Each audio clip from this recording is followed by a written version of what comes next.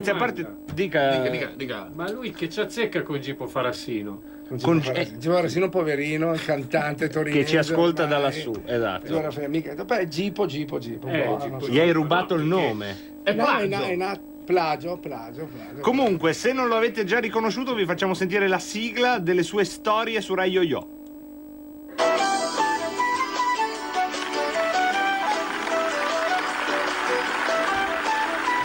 Bella la sigla, Gipo. Che emozione. La fai tu col flauto? No, ma stai scherzando, questo qui. Hanno assunto un flautista alla Rai per farlo. Cantante. Chi è cantante? Non cosa stiamo molto. Avete fottuto Vai, pure la senti, sigla? senti.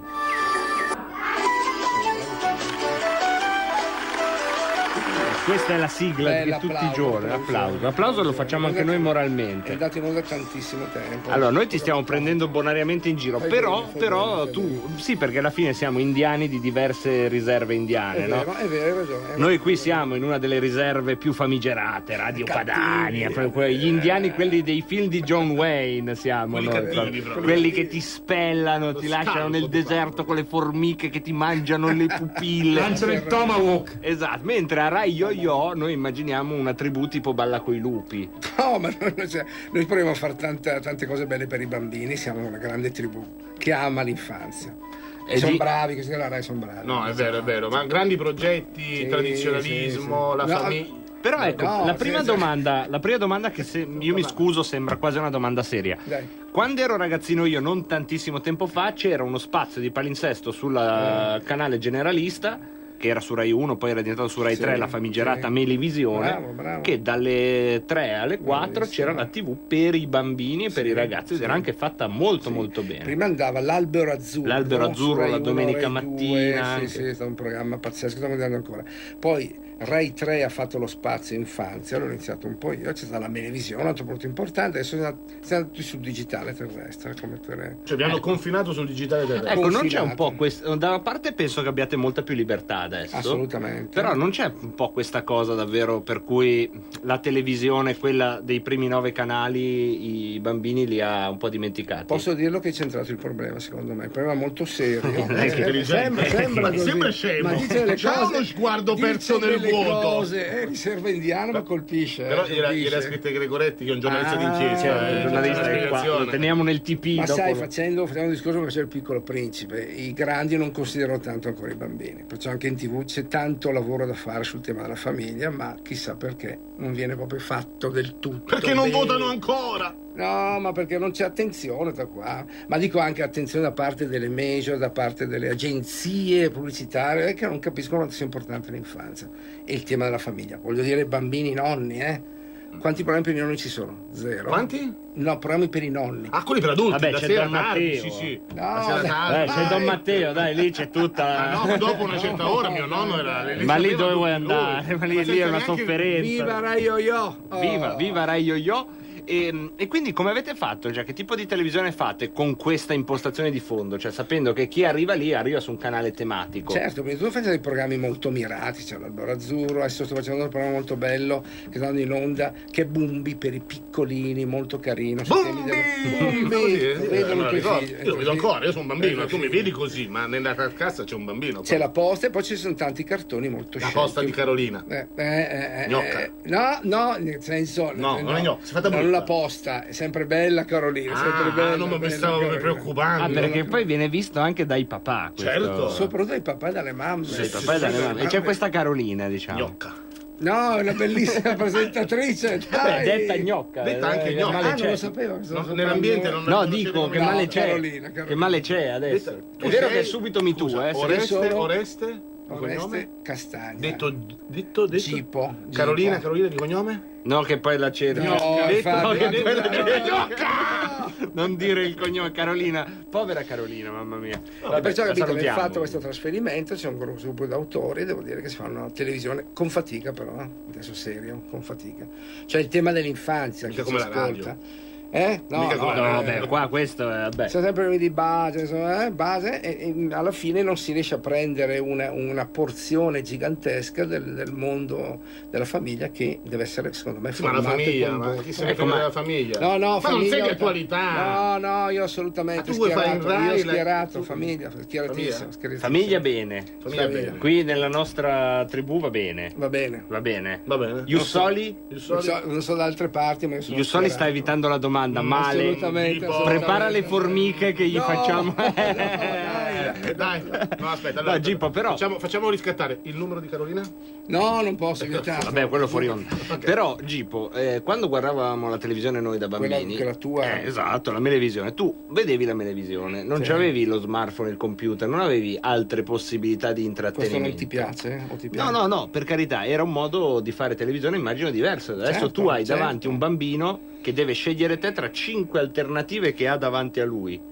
Ma io, guarda, io sono molto, molto chiaro nella mia testolina, nel senso che non comprendo il bambino con lo smartphone, col computer, non comprendo il bambino che alle materne studia l'inglese, non comprendo. Io voglio che l'infanzia sia tutelata nei primi anni, perciò questa roba del web la vivo in modo così indiretto, ma veramente non la sento. Il bambino deve essere bambino fino a 6-7 Ha anni. ragione. Gippo, E stai poi andando dopo, benissimo. giusto? Giusto? Gippo, di più. stai E poi- andando benissimo. E poi via con l'avvento, perché io ho un bambino piccolo e gli toglie proprio il senso motorio, questa è una roba Questa è vera. buona, questa è una roba seria, No, vera. no, è vero, è vero. Adesso Perciò- di anche qualcosa sull'autonomia. Sarebbe bello Sì. l'autonomia delle regioni. Importante, Gippo, dilla. Marcello, No, io sai voglio cosa fa l'autonomia Marcello? di Rai Yo, voglio l'autonomia di Rai Gippo, Yo. sai cosa faceva Marcello prima di diventare Marcello? No. L'ospite di Rebelot. Ah, Il bello ha subito capito chi è Marcello. Vedi? Parliamo dell'autonomia. Hai sentito Marcello come è bravo il nostro Gippo? Abbiamo trovato uno. Vabbè, però dai ragazzi, ho detto la famiglia, ho detto il fatto del negare Di più, oh, vogliamo di più qua. Vogliamo il numero di Carolina. No, di più. Questo è Fratelli d'Italia, capito? Sì, lo dico chiaramente, bisogna lavorare più sulla tradizione, il territorio. Questo assolutamente, perché i bambini devono capire dove vivono. Poi aprirsi al mondo. E tu come lo fai? E tu come lo fai? Ma non cerchiamo di fare, io cerco di fare, certo, anche devo essere, come posso dire, coordinato dai miei capi, ma cerco di fare una televisione che proprio prende anche le storie del territorio. Io sono molto per le storie, fiabe italiane, lavorate. Se tu hai questi piccoli accorgimenti, creo al bambino un tipo di sapere territoriale che può essere poi mandato Sì, poi dopo uno guarda le tartarughe ninja, Ma ci mancherebbe. assolutamente, guarda. Se ci sono ancora, adesso non so se No, sono no, andate in no, pensione basta, con quota no, 100, no, mi pare. Anche loro, come Dodò. Cioè, se uno guarda seriamente, ma lo dico proprio in modo spassionato, la tradizione italiana è piena di materiale da rimandare. Qual in è televisione. quello che hai trovato nella tua lunga esperienza che hai detto, cavoli, ma che miniera inesplorata? La tradizione bergamasca, tu sembra no, assolutamente, una grande tradizione Questo ce la facciamo la tessera. grande tradizione. Tradizione bergamasca va cazzo, benissimo. Ho detto bergamasca, una grande tradizione di storie Carolina. e soprattutto musica. Carolina, la mucca Carolina. Musicale. Musicale. Filastrocche, canzoni neni importantissime per il mondo dell'infanzia e anche editoriale, cioè io faccio una grossa fiera a Bergamo, si chiama Lilliput e abbiamo tantissime famiglie che vengono per giocare a fare laboratorio e stare insieme. Questa è l'esigenza, parlo seriamente. Sì, chiaro. Secondo Parli me- seriamente, io Ma no, ma dico, lui- No, dai, fammi No, finire, no, fammi finire, Luca, fammi- però oggi noi dobbiamo avere un minimo di quella. Sì, hai ragione. Questo signore Sì. fa la televisione per bambini, Sì. qui non può mai essere serio. Mai. C'è davanti un pubblico che devi continuamente fargli vedere qualcosa. Una volta che può provare a fare l'intellettuale Posso- qua con le No, cuffie, la ma- telecamera, Posso provare ma anche io a lascialo Posso dire fare. una cosa seria? No, tu no, Dai, perché una hai già volta, la una giustizia sola. italiana che ti dà soddisfazione, ti dà il tuo pulpito, puoi fare le tue Una cose. cosa sola cosa seria. dici, cosa dici? Mi dai il numero di No, Carolina? No, sapevo, Vabbè, andate avanti, senza di me.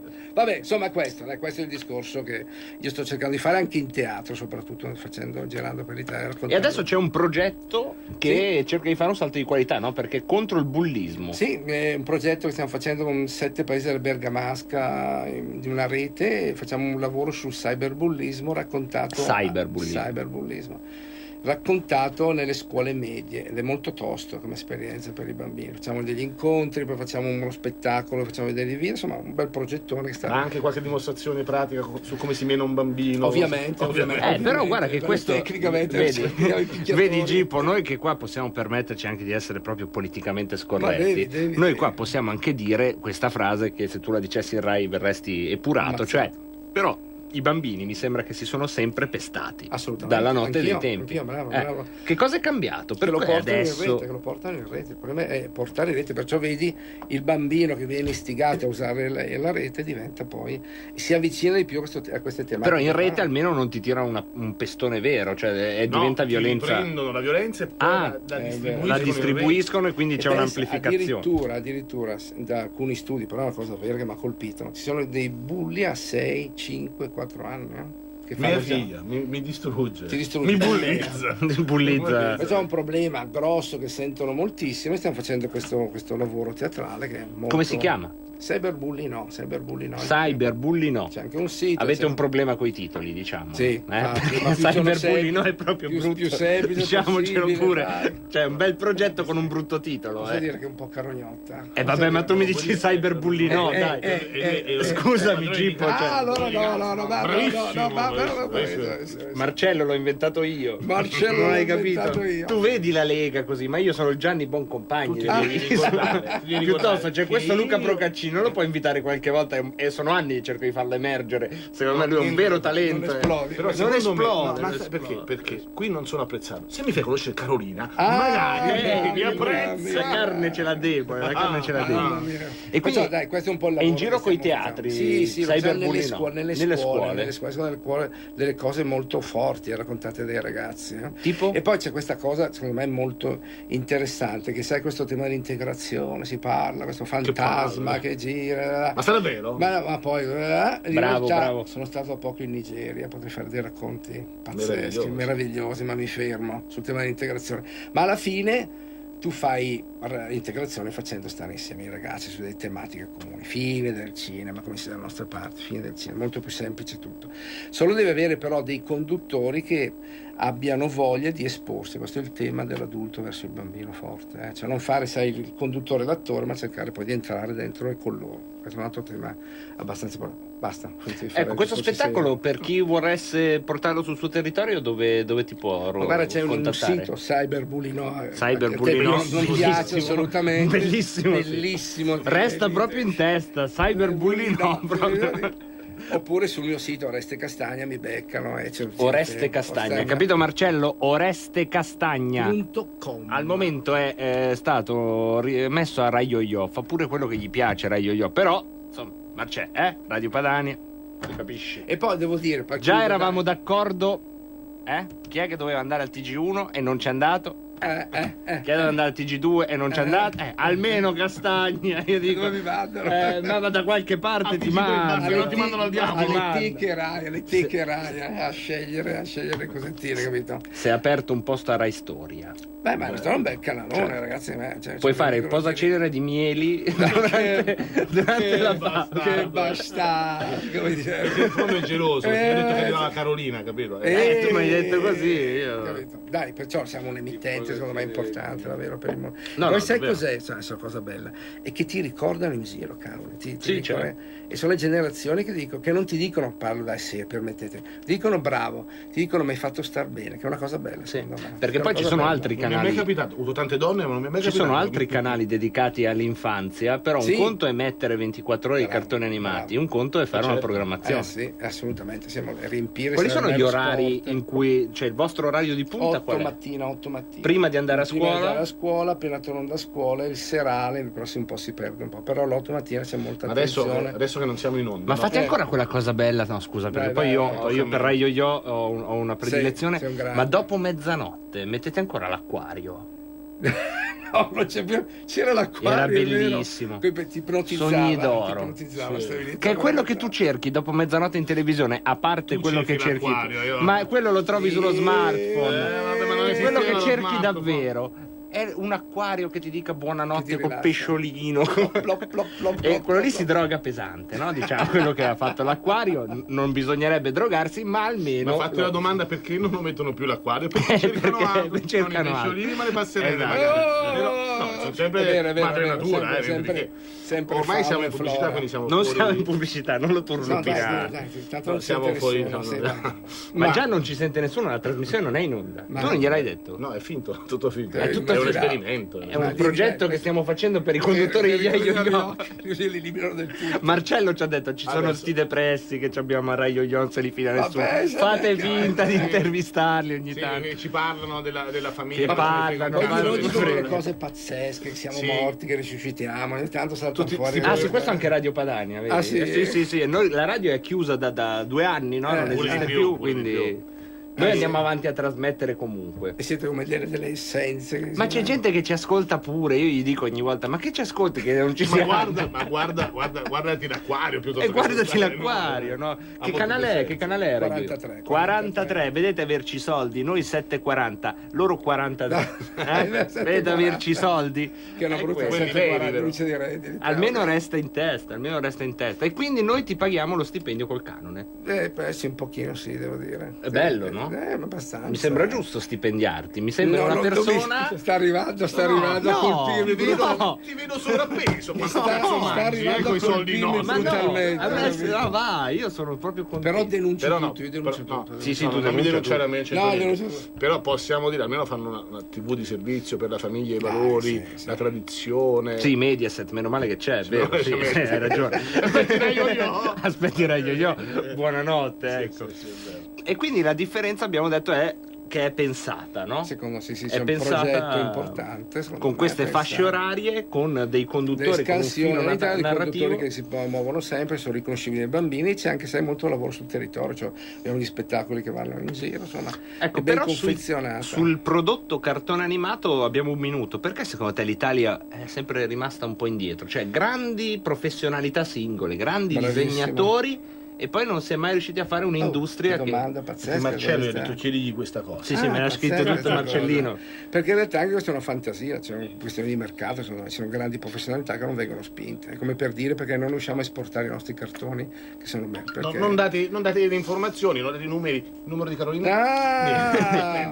Poi i Tutto cartoni... chiuso. Come dire perché la RAI non esporta soltanto Montalbano, per dire, sono prodotti importanti perché non c'è una volontà di mercato, Non c'è una volontà di fare chiaro, emergere questo è una chiaro. qualità, no? Solito Quindi- discorso, prodotto italiano, bisogna tenere un solito discorso. Poi ci sono le eccezioni, perché ad esempio le Wings sono un prodotto italiano che va in tutto il mondo, no? Sì, Quindi insomma da assolutamente, questo punto di vista ci sono delle 44 eccezioni. gatti che sono davvero molto seguiti, sembra una stupidata, ma seguitissimi dai bambini. Mia figlia, guarda, qua, sia le Winx che 44 Se le gatti. spara tutte anche il Cosa mio. pensa il di mio. Peppa Pig?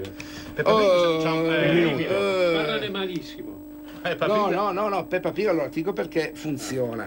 Prima di tutto è un... Devi guardare qua, sì, anche sì, se- No, non rispondo perché ho visto la provocazione alle spalle. È bidimensionale, perciò il bambino piccolo la guarda. C'è il nucleo familiare, secondo me, composto sempre. Il nonno serve qualcosa e la mamma anche, perciò c'è il tema della famiglia che sta insieme e le storie sono molto semplici. E un'altra cosa fondamentale, non dico io, lo dice Bruno Bozzetto, è il rotondo, il senso del rotondo. Grande. Che dà un senso importante della Il tranquillità. grande- È l'acquario che Sì, dice lui. sì. Una Il bella grande e acquario. irreprensibile Bruno Bozzetto, che salutiamo. Facciamo una pausa. Facciamo una pausa. Pubblicità.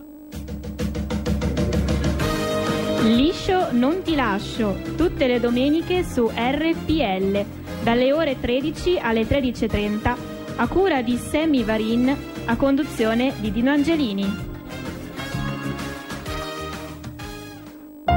Per la tua pubblicità su Radio Padania Libera, scrivi a spot@radiopadania.net.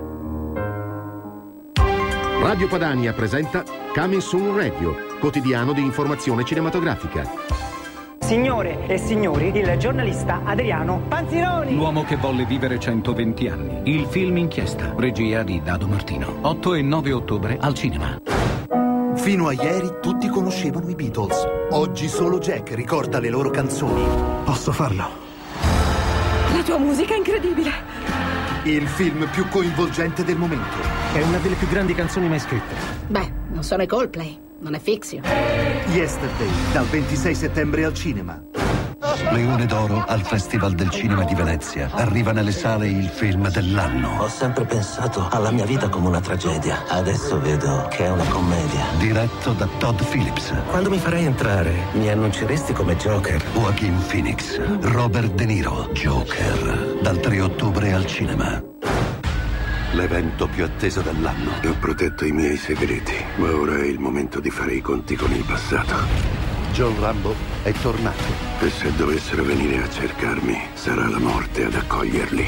Il mito diventa leggenda. Rambo, Last Blood, dal 26 settembre al cinema.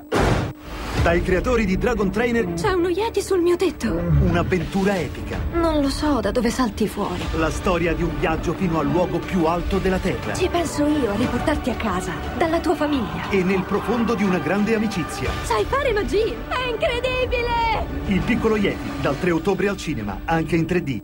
Signore e signori, il giornalista Adriano Panzironi. L'uomo che volle vivere 120 anni. Il film Inchiesta. Regia di Dado Martino. 8 e 9 ottobre al cinema.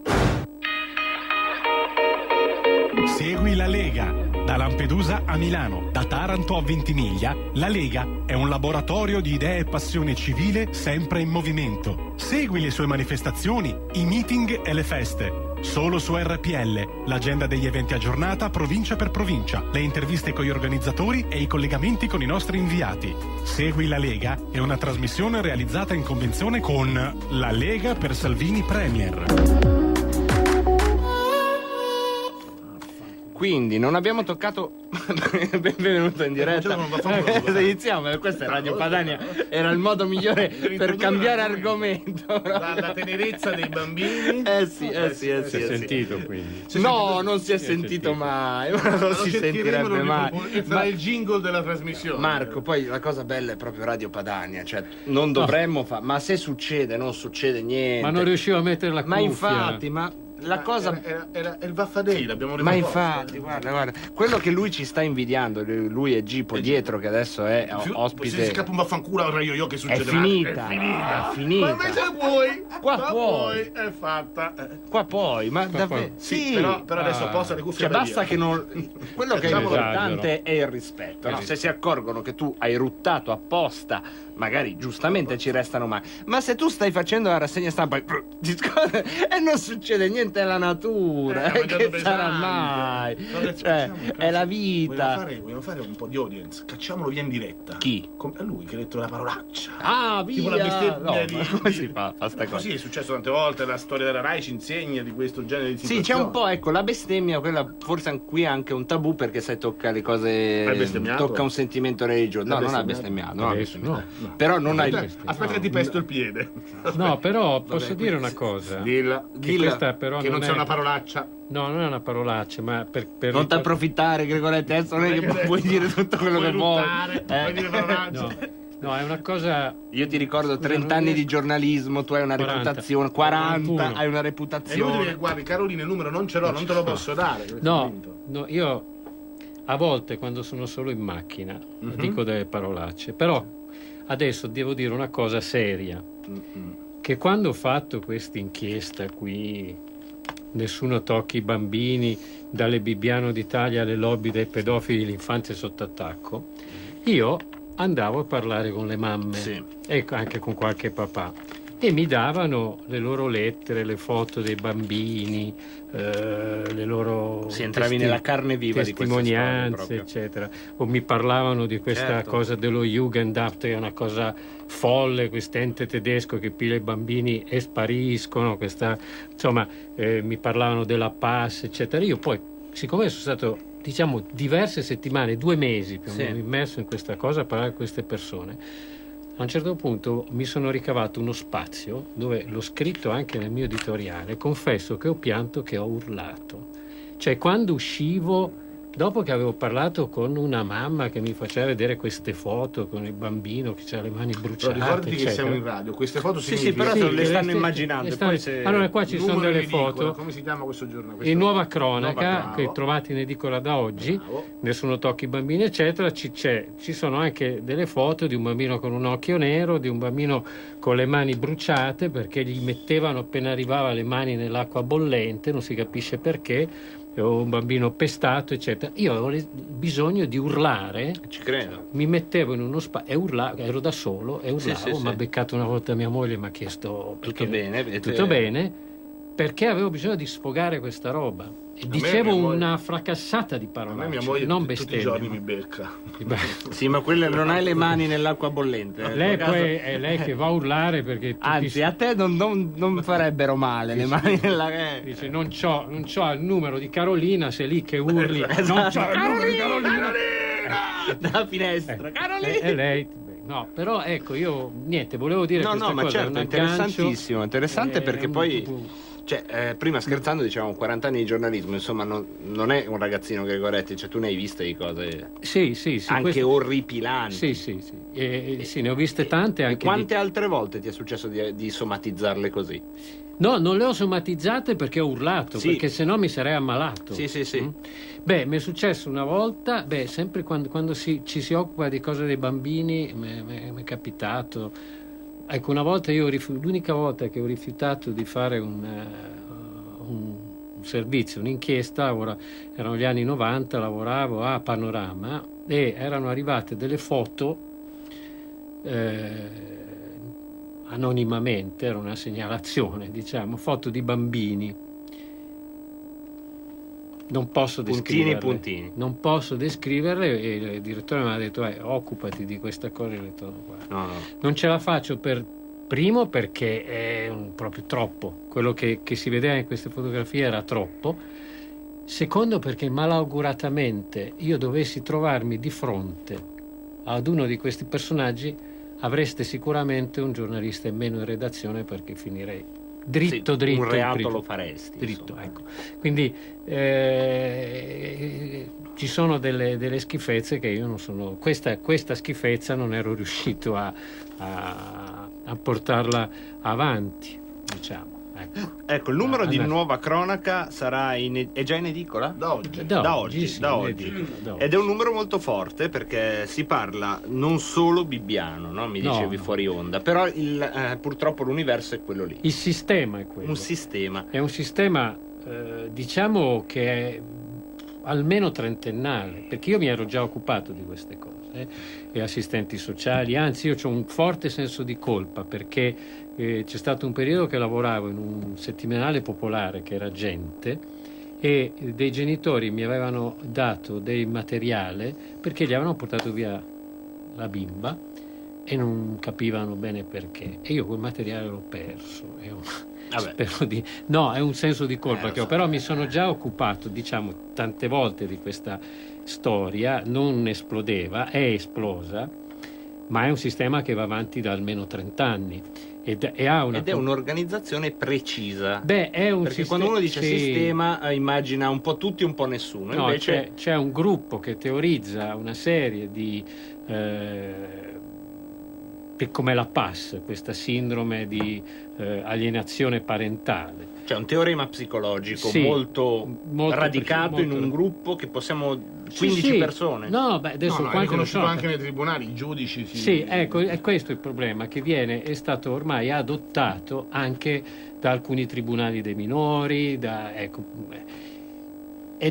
non ha alcuna, diciamo, valenza e evidenza scientifica. La comunità scientifica internazionale non la apprezza questa cosa. Che è una teoria, allora? È un chiavistello, diciamo, inventato da uno psichiatra americano, Richard Gardner, che si è suicidato, che teorizzava la pedofilia come sistema di crescita dell'essere umano. Quindi lui era pedofilo dichiarato e teorizzava. Questa teoria è stata presa da un gruppo di psichiatri, psicologi, che fanno anche formazione. Quindi molti assistenti sociali sono formati però così. Che gliela vendano in modo diverso, perché un assistente sociale che ha delle coordinate morali minime, se va a un corso di formazione dove gli dicono ma è tutta, certo è venduta bene, ma adesso qua dobbiamo no, però è interessante perché magari qualcuno ci ascolta, va al corso di formazione domani. Faccio l'esempio. Diamo le spie per capire. Faccio l'esempio, lì c'è, perché la PAS è una delle cose, poi ce ne sono altre, no? Lì c'è una mamma che a un certo punto si è accorta attraverso un centro di eccellenza di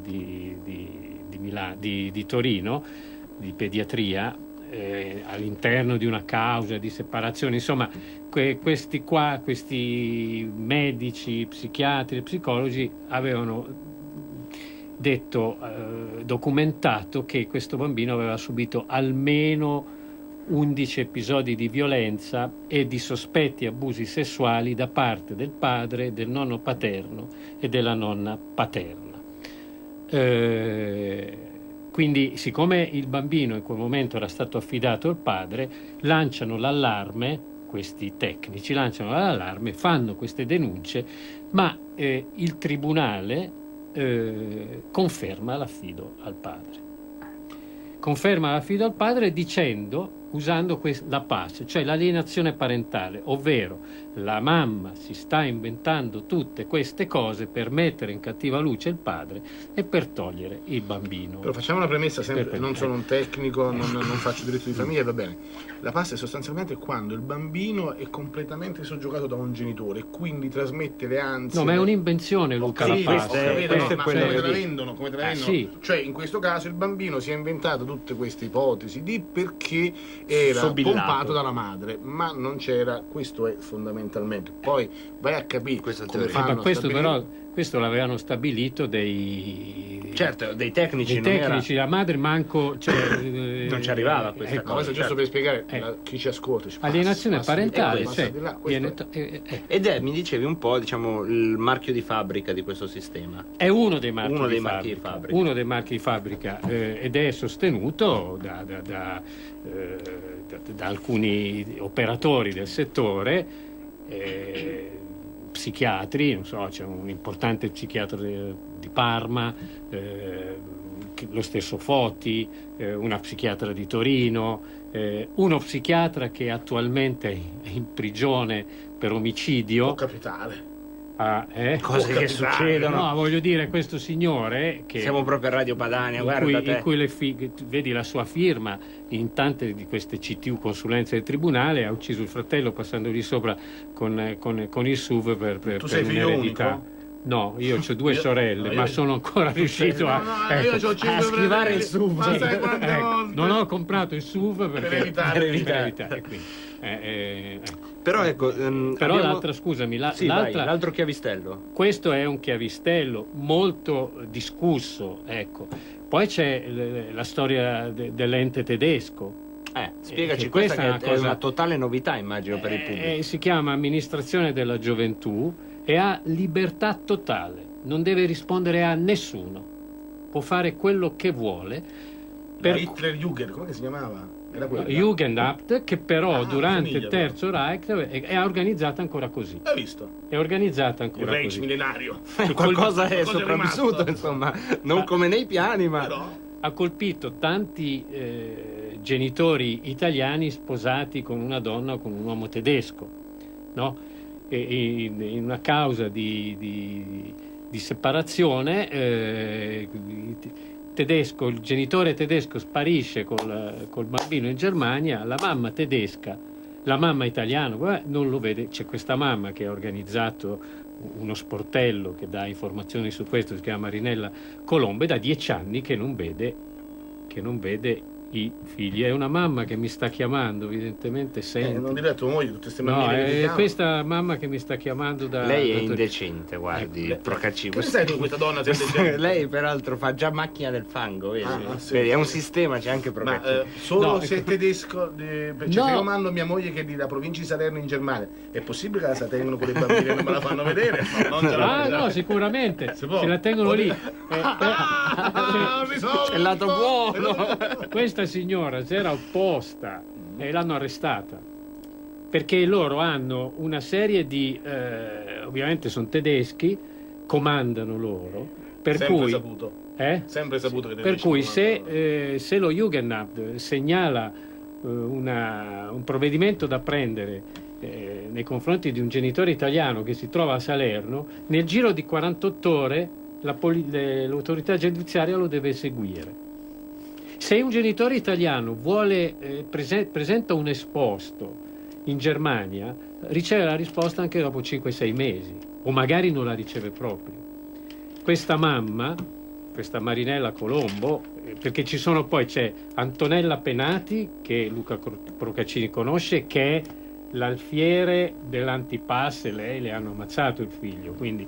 E poi c'è Marinella Colombo, che è l'alfiere dell'Anti-Jugendamt. Lei, quando le rapirono, tra virgolette, i figli, disse: io per ogni figlio devo farne rientrare 10, ed è riuscita a recuperare 22 bambini. Ci sono 22 famiglie adesso felici, perché ma come ha fatto? Si è affidata a un Monsanto? No, è perché ha messo su una sua organizzazione personale, ha investito tutto quello che aveva per questa cosa qua, e si sbatte, va al Parlamento europeo, fa casino, eccetera. Perché peraltro devo dire una cosa, una annotazione politica. Qui non si fa politica? No, non si va a Radio Padania, non si parla di politica. Devo dire questo perché poi c'è tutto un aspetto ideologico in questa vicenda. Allora, magari Antonella Penati, che è diventata una mia carissima amica, non sarà molto contenta di quello che sto per dire. A me basta che non ci querelino, Gregoretti, che con te c'è sempre, io devo firmare un'assicurazione prima di venire in puntata. Marinella Colombo sarà invece, perché cos'è successo? Dopo anni, con il ministro degli interni Matteo Salvini, alcune famiglie hanno cominciato a respirare, perché hanno trovato una funzionaria seria che ha avuto l'input da Salvini di recuperare, dice: noi dobbiamo aiutare i nostri cittadini all'estero e di recuperare i bambini finiti in questa, e stava facendo un lavoro vero, concreto, pratico.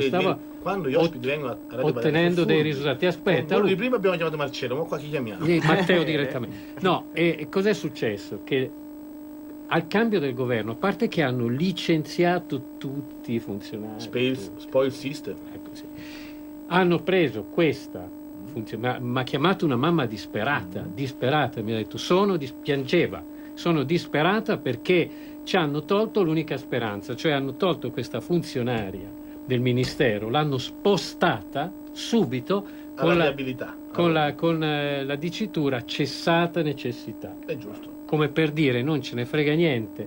D'altronde anche i tribunali italiani dei minori che stanno adottando questa teoria anche dello Jugendamt dicono: noi non possiamo metterci contro la Germania, abbiamo troppi affari coi tedeschi. E questa mamma si è sentita dire questo, Rubi Maior minor Cesare, però insomma siamo proprio nei gangli di cose che sono poi sofferenze totalizzanti, perché ogni singolo caso è un mondo. È universalmente oggettivo, diceva Gramsci, che magari qua non doveva, però Gramsci diceva tanto non può più smentire, quindi universalmente soggettivo. Diceva anche Juve merda, me lo ricordo. Juve merda l'ha detto ma certo, questo Juve merda, cioè se prendete la Costituzione in filigrana questo c'è scritto.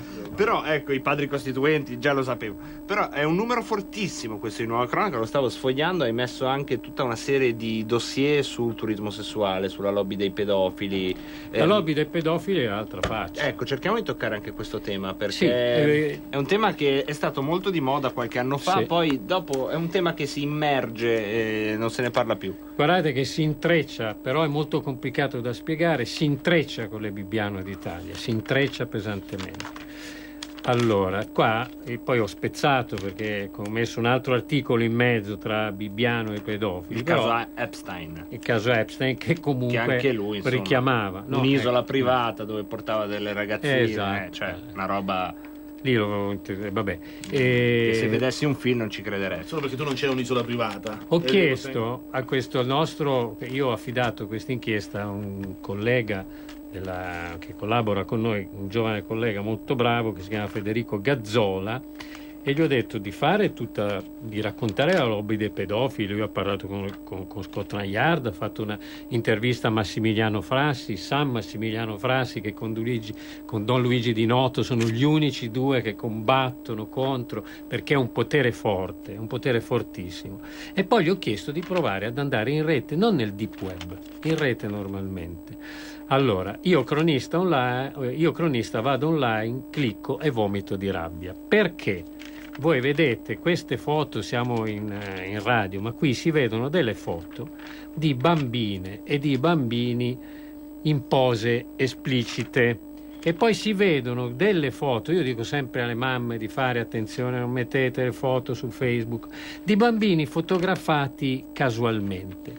Allora lui ci è arrivato senza andare nel deep web, lui è andato su Google, normalmente ha digitato, che ne so, Paperino, Topolino, bambini, non so, ed è arrivato. E a un certo punto arrivi subito. Arriva questa roba qua. Poi compare una, come si dice? Uno scritto? No, uno scritto, sì, dove lui, se avesse una password, entrerebbe dentro e dentro c'è di tutto. Diciamo. C'è di tutto, perché qui nel deep web, nel dark web, non so come si chiama, come vogliamo chiamarlo, si trovano filmati dove i bambini vengono uccisi, vengono ammazzati, perché c'è gente che gode a vedere bambini che vengono ammazzati. Ecco, allora è un disastro totale, e io una volta avevo segnalato dei filmati, dei link, no, a Don Di Noto, che poi è già qui, scusami Marco, ma se io trovassi un link lo segnalerei alla polizia. Invece tu già il fatto che noi l'abbiamo segnalato subito questo. È segnalato sì, abbiamo subito segnalato. E lì come funzionano le indagini? Perché mica è facile. Le indagini, appunto, quello che stavo per dire, perché una volta appunto segnalai, se tu vai su YouPorn, arrivi, come hai detto, scusa, su YouPorn. Aspetta che devo segnarmelo. Sono tra gli autori. Ma si scrive con la U. No, ma c'è anche Pornhub, Red. C'è anche cosa? Io vado yo porn. Dopo mezzanotte, dopo l'acquario. Lì arrivi a qualsiasi cosa. Arrivi a qualsiasi cosa. Allora io segnalai due link a Don Di Noto. E lui mi disse, che mi ha ringraziato ovviamente, eccetera, e poi ho verificato, furono chiusi subito, ma lui mi ha detto, mentre noi stiamo qui che parliamo, in questi 10 minuti, ne hanno già aperti altri 200 al minuto, quindi è difficilissimo investigare, ci sono la polizia postale, carabinieri. Oscurare ancora riesco a capire come possono fare, ma arrivare a capire dov'è sto bambino, dove gli fanno le cose. Ma a parte che è difficile anche riuscire ad arrivare alla fonte, diciamo, perché sono quasi tutti paesi dell'est, e ci sono le lentezze burocratiche, ci vogliono le varie deleghe per andare, chiudere, come si chiamano, vabbè. No, però è interessante perché c'è un mondo velocissimo e spregiudicato che è quello di internet, di questo tipo di affari, e il contrasto giudiziario viaggia ancora per carte bollate, no? Quindi... No, perché ci sono viaggia per carte bollate, nel senso che ci sono delle leggi contraddittorie, no? Ci sono delle leggi contraddittorie, no? Ci sono degli ottimi nuclei investigativi. No, ma questo non è fuori discussione, che sono anche attrezzati e ci dedicano la vita a queste persone, perché poi, ecco. La lobby degli orchi, si parla anche di questo. Questo è Massimiliano Frassi, che appunto ha rilasciato questa intervista. Insomma, questo è un numero tosto.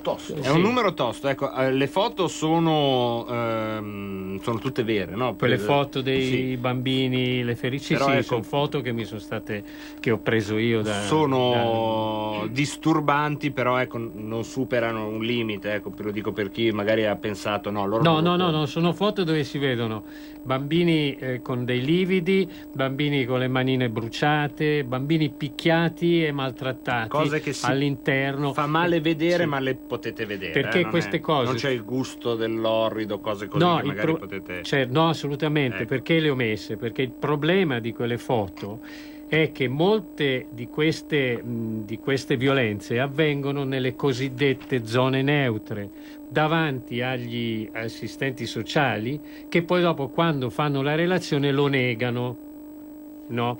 Perché se no poi il bambino lo negano. Per esempio la storia di Antonella Penati, che diciamo fortunatamente c'è, perché ha ottenuto anche dei risultati sul discorso della PAS. La storia sua è drammatica per questo, perché il suo bambino è stato ammazzato con una quantità di coltellate alla pancia in zona neutra davanti agli assistenti sociali dal padre che dava i numeri, lo hanno fatto entrare, hanno falsificato la relazione. Mi risulta che abbiano modificato la scena del crimine perché sono stati denunciati, sono stati assolti.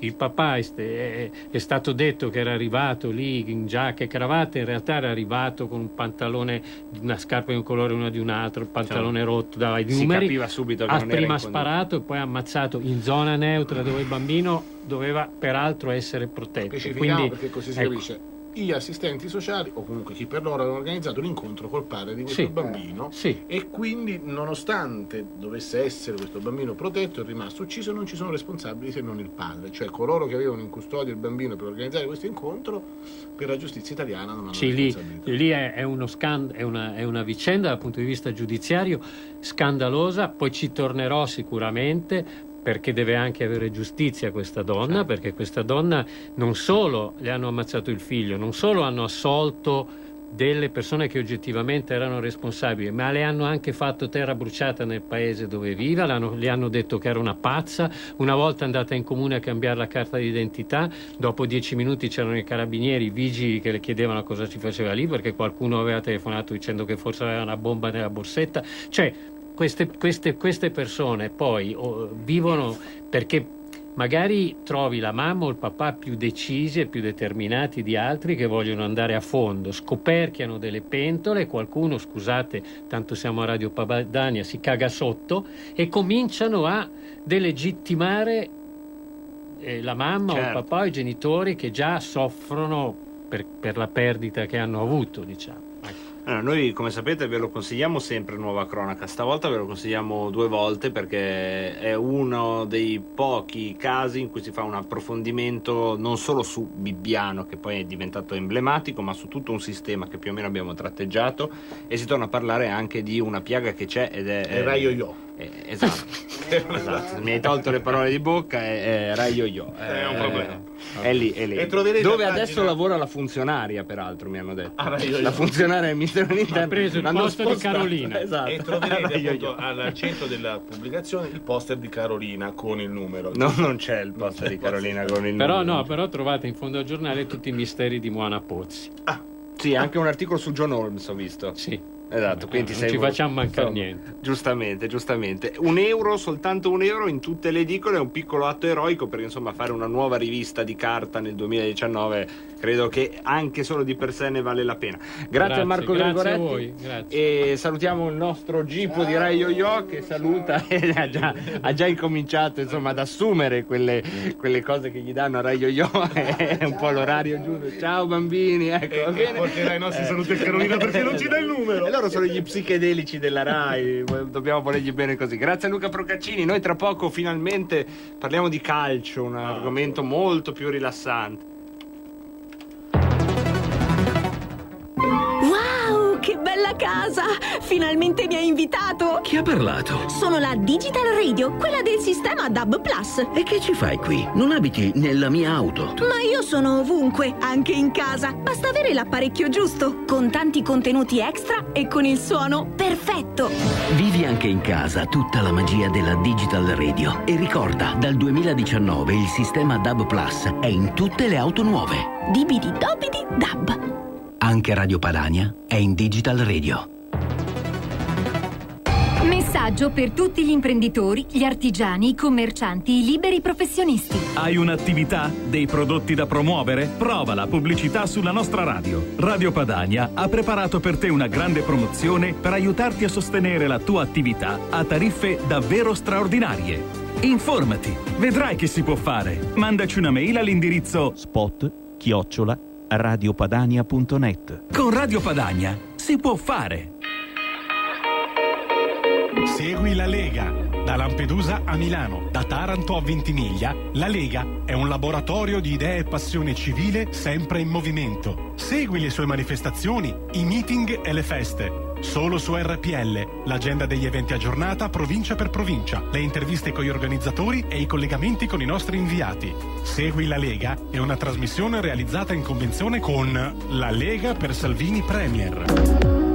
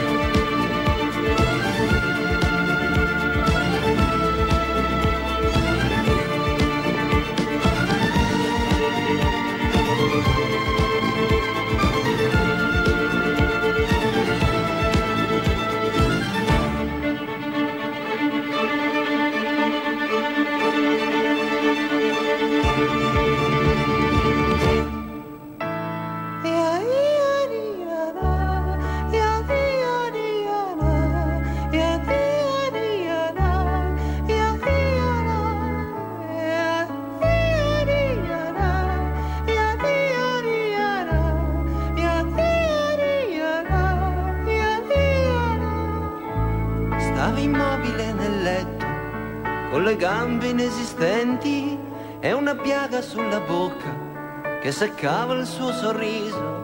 Mi parlava rassegnato con la lingua di chi spera, di chi sa che è prenotato sulla sedia di lilla.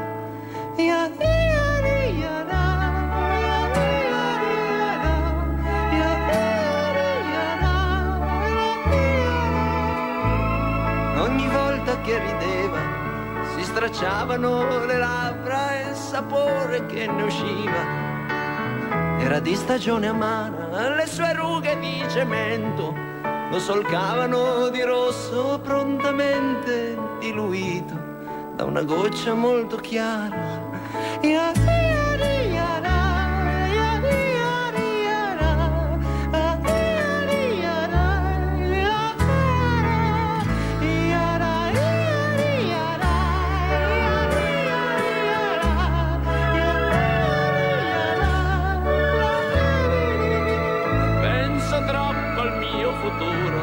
Ripeteva delirando, penso troppo al mio futuro, penso troppo e vivo male, penso che tra più di un anno cambieranno i miei progetti, penso che tra più di un anno avrò nuove verità, ma tu non farmi questo errore, vivi sempre del momento, cogli il giorno e tanto amore, cogli i fiori di lilla.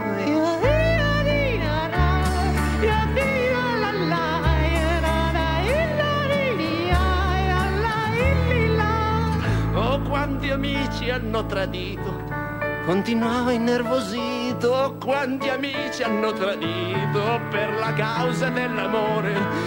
Sono andato a casa sua, sono andato con i fiori, m'hanno detto che era uscito, che era andato a passeggiare, ma vedevo l'ombra appesa, la vedevo dondolare, l'ombra non voleva stare sulla sedia di lilla.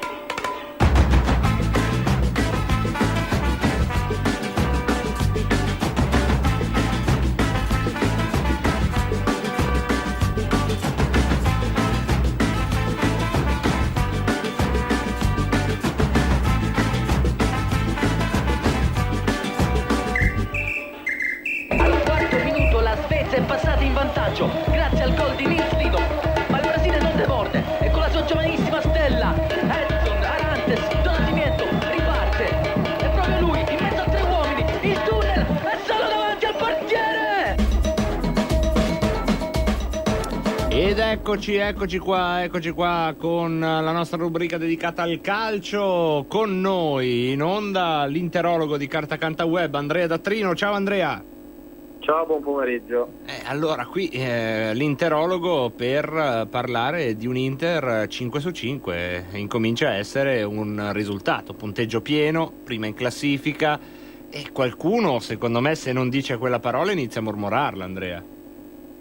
Inizia a girare, no, dalle parti di Appiano, però i tifosi già ci sono passati in questi momenti in cui si andava tutto bene, e poi però c'era l'inevitabile crollo di una squadra che mentalmente non era abbastanza solida. Quest'anno forse potrebbe essere l'anno buono, un po' per l'allenatore, un po' per i giocatori che sono stati presi e un po' per il gioco che comunque si inizia a intravedere. Ecco, anche perché il test col Milan, abbiamo detto, se vogliamo, potrebbe essere stato falsato da un Milan completamente in ritardo. La Lazio invece era un test a tutti gli effetti, insomma una squadra che era a parità di condizioni con l'Inter, seppur con differenze. Qual è la tua analisi di questa vittoria? Assolutamente sì, la Lazio è una squadra vera ed è una squadra che ieri ha creato tanto. L'Inter però ha un portiere molto bravo e quindi è riuscita a salvaguardare il risultato oltre che la propria porta, visto che in 5 partite ha subito solamente un gol. E forse questo è l'aspetto un po' più importante di una squadra che nella linea difensiva sta iniziando a trovare solidità, certezze, e che quindi, se di solito si dice che chi prende meno gol è la miglior difesa vince il campionato, si è sulla strada giusta. Mentre le altre squadre che ieri hanno dato vita alla giornata di campionato, che cos'altro ci hanno raccontato? Ci hanno raccontato di un Napoli che incredibilmente ha perso in casa contro il Cagliari che era alla ricerca di punti che non era riuscito ad ottenere nelle prime giornate, e poi della Roma che perde in casa uno scontro diretto contro l'Atalanta, che quindi delinea un po' la classifica, ponendo nei primi 4 posti le squadre che giocano in Champions League. Poi secondo me di altri risultati un po' a sorpresa non ci sono stati, perché comunque il Lecce ha già vinto fuori casa contro il Torino, ieri ha vinto a Ferrara, e poi il Parma che è riuscita ad ottenere i suoi 3 punti contro il Sassuolo, l'ultimo respiro. Mentre questa sera abbiamo le 2 brutte addormentate del campionato, il Milan e il Torino. Delle 2 l'una, secondo te con chi la può spuntare, chi può trovare le risorse per uscirne? Difficile prevederlo, anche perché secondo me potrebbe essere una partita da pareggio. Entrambe le squadre arrivano più o meno nello stesso momento di condizione. Il Torino ne ha perso 2 di fila, il Milan arriva dalla sconfitta del derby, si rivalgono anche in punti in classifica, quindi insomma chi la spunta riesce ad agguantare la parte alta che è ancora rimasta nella classifica. Mentre secondo te, se ci fosse un passo falso ancora del Milan, la panchina di Giampaolo potrebbe già traballare, oppure è un progetto che insomma avrà bisogno di tempo e secondo te la società glielo darà? Potrebbe vacillare, però per la credibilità anche che la società stessa deve dare ai propri tifosi, deve dare la continuità anche a questo allenatore, che stupido non è di avere tempo per cercare di dare, oltre che un gioco, anche fiducia a quei giocatori che sono ancora tanti, che il Milan ha comprato e che deve ancora mettere in campo. E quindi insomma vedremo come andranno a finire le cose. Un'occhiata anche alla prossima di campionato, Andrea, poi ci salutiamo. Sì, la Juve insomma anticipa la prossima partita, il prossimo turno di campionato contro la Spal che, come abbiamo detto, ha perso in casa contro il Lecce. L'Inter andrà a Genova contro la Sampdoria, che continua ad avere difficoltà di risultato, e poi il Napoli in casa non deve fallire sulla sua seconda parità appunto in casa consecutiva, perché ospita il Brescia. La Lazio ospiterà il Genoa, che non è una partita assolutamente facile, mentre la Fiorentina arriverà a Milano contro il Milan, che bisogna vedere appunto come ci arriverà in base alla partita di questa sera. E quindi insomma anche queste saranno le domande a cui risponderemo, a cui troveremo risposta settimana prossima. Grazie mille Andrea da Trino per questa chiacchierata sul campionato di calcio. Grazie ancora Andrea. Grazie a voi. Ciao. E noi da una rubrica passiamo all'altra, la rubrica che ci porta in mezzo ai fumiganti arrosti di salamelle, quella delle feste. Segui la Lega è una trasmissione realizzata in convenzione con la Lega per Salvini Premier. Ed eccoci, ringraziamo soprattutto, prima di tutto, sempre il nostro Maurizio Colombini, che ci ha ancora una volta deliziato con il programma delle prossime cene, feste e pranzi della Lega. Andiamo nel merito a ricordare che cosa? Sì, ormai manca un giorno ed è la penultima volta che ve lo dico, sono anche un po' emozionato. Domani sera in provincia di Vicenza, strada delle Grentine 2, a Castelvecchio, alla trattoria, lo sapete, Villa Pizzati, c'è questa cena. Qualcuno di voi si sarà iscritto per sfinimento, ma noi ve lo ripetiamo ancora, il numero di telefono da chiamare, ormai è come se fosse un nostro amico, 347 25 60 742. Per prenotarvi c'è ancora tempo, 347 25 60 742. Mi raccomando, alla cena di Castelvecchio in provincia di Vicenza, ovviamente una cena della Lega. E come sempre, ve lo dico in apertura, vale per tutto quello che vi sto per raccontare, tutti questi appuntamenti sono gestiti da volontari. Il numero di telefono è di un volontario, quando andate alle feste della Lega sono volontari quelli che vi fanno la salamella, quelli che vi trovano il parcheggio, quelli che fanno la sicurezza, quelli che gestiscono tutto quello che c'è da gestire, insomma, per una organizzazione che funzioni. E quindi, come sempre, noi vi chiediamo, anche se sappiamo che non ce n'è bisogno, ma un supplemento di gentilezza e di disponibilità quando accedete a questi numeri o andate alle feste della Lega. A proposito di feste, oggi inizia e finisce domenica 29 la festa della Lega a Genova, in Piazza della Vittoria. Questa sera gli interventi di Edoardo Rixi, Riccardo Molinari e Massimiliano Romeo. Domani sera, da non perdere, Sonia Viale e Alessandra Locatelli. 26 Matteo Salvini alle ore 20. Il 27 invece ci saranno Paolo Becchi e Angelo Ciocca. Quindi stasera c'è Salvini alle 20, prima ci sono Rixi, Molinari, Romeo, Sonia Viale e Locatelli, scusate, sono andato io un po' in confusione. Domani invece Paolo Becchi, Angelo Ciocca, Guido Guidese, Andrea Stellari. E ancora il 20, sempre domani, Edoardo Rixi, il sindaco Bucci. E ancora andiamo a domenica con Tovaglieri, Crippa, Toccalini per quanto riguarda gli eurodeputati. E ancora il 28 Durigon, Benvenuti, Sonia Viale, Nicola Molteni, Toti, Fontana, Cirio, Viviani, Bruzzone, Lorenzo Fontana, Campomenosi, Grimoldi, Edoardo Rixi. Insomma, un programma davvero ricco, quello della festa della Lega di Genova. E da Genova ci spostiamo verso il centro della penisola. Sabato 28 e domenica 29 ad Ascoli Piceno, al chiostro di San Francesco, c'è la festa della Lega di Ascoli Piceno. Il 29 parlerà Matteo Salvini, cioè domenica. Andiamo ancora a Via Dana, in provincia di Mantova, sabato 28 e domenica 29 in piazza Manzoni. Ci saranno gli interventi sabato di Matteo Salvini e domenica dell'assessore all'autonomia e cultura di Regione Lombardia alle ore 18, Stefano Bruno Galli.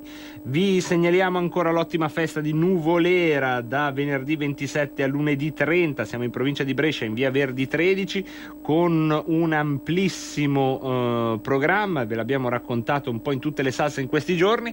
Oggi vi basti sapere che domenica 29 settembre alle ore 12 c'è lo Spiedo, e per prenotarsi allo Spiedo di Nuvolera, perché è una festa della Lega ma allo Spiedo di domenica a mezzogiorno è richiesta una prenotazione, quindi vi sto per dare un numero di telefono come quello che vi ho dato prima. Mi raccomando, mandate un SMS, fate in modo di avere quella serie di accortezze e gentilezze, perché è un volontario, si chiama Giovanni.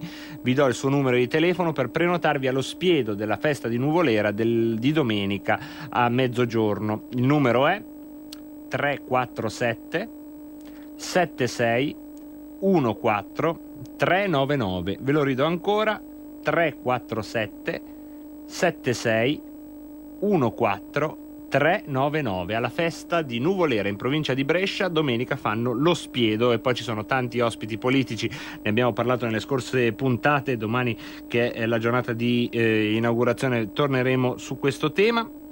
ma vi diamo anche conto della festa, di una festa nuova scovata dal nostro Maurizio Colombini, che come sempre ringraziamo perché è il nostro insider, è lui che si occupa di tutte queste cose, ed è la festa di Porcia in provincia di Pordenone, forse si dice Porcia, non me ne vogliate amici di Pordenone.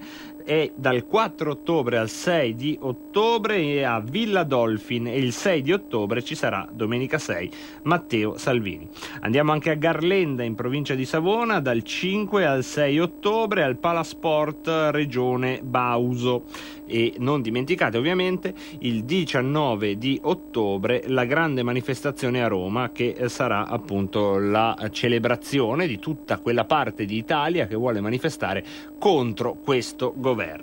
Abbiamo anche una festa della Lega in provincia di Novara, adesso andiamo a trovarvi vediamo un po' dove è finita. Abbiamo una festa della Lega in provincia di Novara, scusate però dobbiamo fare un po' mente locale perché non ce l'abbiamo nello specchietto banalmente, quindi dobbiamo andarla a trovare.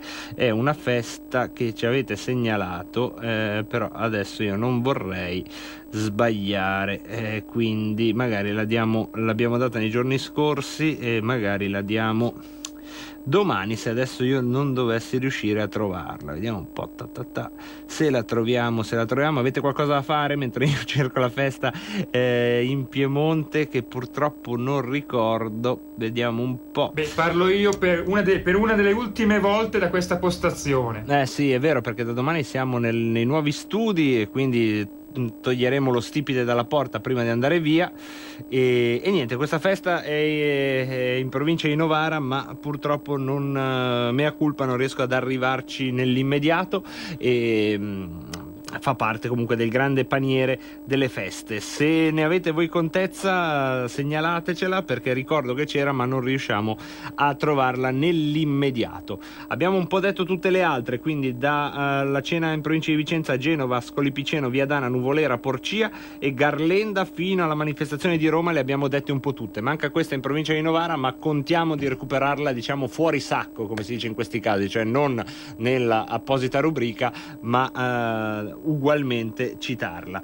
Ultimissima cosa, non è una festa della Lega, non ha il marchio Lega Doc, è organizzato da un'associazione culturale tra cui partecipano anche l'associazione Gilberto Neto e altre, quindi ci fa piacere darne pubblicità. A Biassono domenica 29 settembre 2019 un convegno sull'autodeterminazione come valore inalienabile, Europa quale futuro, dalle 10 alla sala civica Carlo Cattaneo per tutto il giorno. Tanti esponenti che parleranno di autodeterminazione, indipendenza dei popoli senza Stato in Europa, insomma una giornata di eresia leghista, se volete, a Biassono, sempre che mi sia concesso questo termine di eresia, sicuramente poi leghista tutto aperto il dibattito a riguardo. A noi fa piacere comunque ricordarli perché sono nell'album di famiglia, e con questo andiamo a chiudere lo spazio delle feste.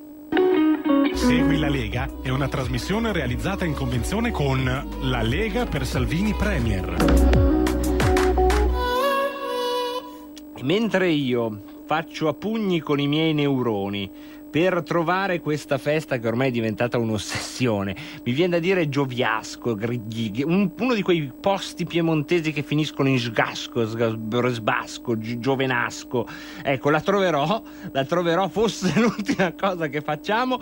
Ne approfittiamo per farvi sentire, se tutto è pronto, lo spazio Parlamento. Qui Parlamento. Grazie signor Presidente, onorevoli colleghe, onorevoli colleghi. L'accordo che ci accingiamo a ratificare mira a definire un quadro di riferimento per programmi di cooperazione diretta tra istituzioni scolastiche universitarie, dalla partecipazione a corsi di formazioni congiunti nel settore dell'istruzione, allo scambio di esperienze e informazioni relativamente alla scuola dell'infanzia, all'istruzione tecnica e professionale, all'amministrazione scolastica, alle risorse per l'apprendimento, alle misure per gli studenti con bisogni educativi speciali, alla valutazione, alla valorizzazione delle eccellenze e alle tecnologie applicate alla didattica delle lingue. L'accordo favorisce la cooperazione accademica e gli accordi tra le facoltà, gli scambi di visite tra docenti, lettori e ricercatori, lo sviluppo della ricerca scientifica applicata e la produzione di studi, documenti e pubblicazioni tra l'Italia e il Qatar, e prevede l'assegnazione di borse di studio a studenti e laureati che intendano proseguire all'estero gli studi per conseguire un titolo universitario o un dottorato. Peraltro, nell'ambito della cooperazione interuniversitaria sono stati stipulati vari accordi bilaterali con università del Qatar da parte degli atenei italiani quali Siena, Università per Stranieri, Sassari, Milano Statale, Milano Politecnico, Venezia, Università di Roma Tor Vergata. Il tasso di alfabetizzazione in Qatar raggiunge il 96,7% ed è il più alto della media regionale. Una percentuale molto alta della popolazione in Qatar è straniera e le singole comunità sempre più spesso decidono di aprire scuole legate o gemellate a scuole del paese di origine.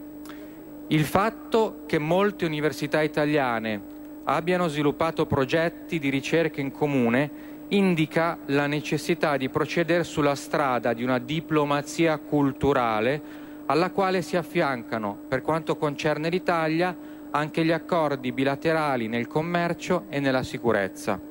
La diplomazia culturale significa esprimere appieno il potenziale dell'Italia come hub europeo per il Golfo e per il Mediterraneo, perché, come si direbbe dalle parti di Doha, ma anche di Riyadh, ma anche di Algeri, ma anche di Beirut e in tutto il mondo arabo, Kattakum Italia al-Markaz al-Raisia limintakat al-Bahar al-Mutawasit Wabeltani Takum al-Markaz. Collega, come ben sa dovrebbe parlare in italiano, siamo nel Parlamento italiano.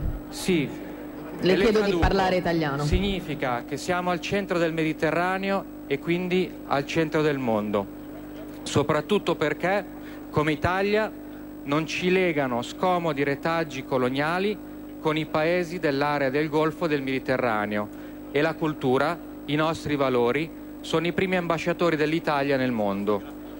E mette molta tristezza pensare al fatto che il primo provvedimento del governo Conte bis in ambito culturale sia stato quello di tagliare più di €500.000 al sistema museale per assumere nuovi burocrati. E mette tristezza pensare che il ministro della pubblica istruzione, con una giustificazione erga omnes, una giustificazione urbi et orbi, di fatto viola il diritto di sciopero degli studenti. È come se l'opposizione chiedesse a lei, signor Presidente, il permesso di manifestare in piazza. Ma che ci si può aspettare dal governo di un primo ministro che nemmeno viene a riferire in Parlamento rispetto al suo terzo cambio di maggioranza? Un primo ministro che rinnega di fatto i valori alla base della nostra democrazia, proprio quei valori che con questi provvedimenti vogliamo esportare anche all'estero per costruire una base culturale più simile alla nostra, una base culturale basata sui valori del nostro Paese. Quindi, contro la barbarie culturale del Conte bis ci può salvare solo la nostra cultura e la diffusione dei nostri veri valori, perché un Visconte passa, ma l'Italia resta. Per questo, per il futuro dell'Italia e in senso di resistenza culturale al Conte bis, il gruppo Lega Salvini Premier voterà a favore del provvedimento. Qui Parlamento.